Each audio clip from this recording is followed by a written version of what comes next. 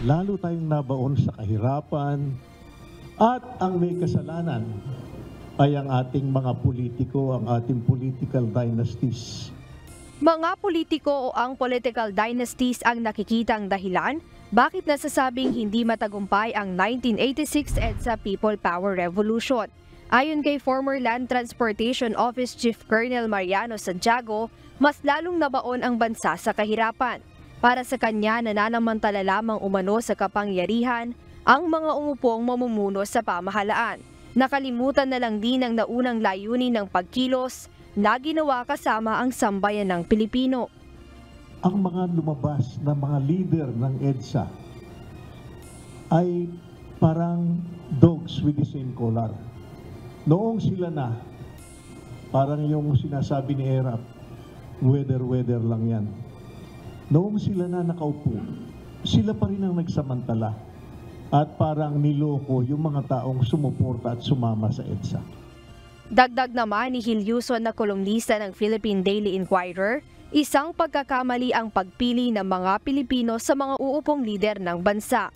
Wala umanong kaibahan ang mga nahalal matapos ang EDSA Revolution kumpara sa mga naunang nakaupo sa pwesto.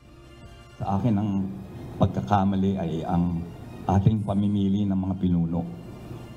Hindi tayo na-reforma kasi yung mga ating mga inihalal na pinuno ay hindi naman nag-iba dun sa, the people who were there in power before. Right now, we have political dynasties and we keep re-electing the same people, and we have a constitution that seems to be just a piece of paper when it comes to the provisions. Wala rin aniyang leader o politiko na may kusang palo na ipatupad ang implementing rules na mayroon tayo para ma-abolish na ang political dynasties. Binigyang diin ni Yuson na magsisimula ang pagbabago sa pinakamataas na namumuno sa bansa at kasunod nito ang pagkilos ng mga taong kanyang nasasakupan. It boils down to leadership. The whole country, all of the people are responsible for the destiny of their country. But the biggest responsibility and accountability belongs to those who lead.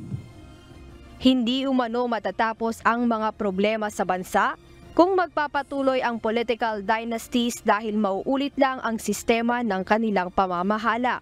Hiling nila na huwag nating sayangin ang nagawa ng EDSA People Power at hindi pa naman huli ang lahat para mapagaan ang ating bansa. Jedne Racina, UNTV News and Rescue. Diyos ang aming sandigan, serbisyo publiko ang aming pinahahalagahan.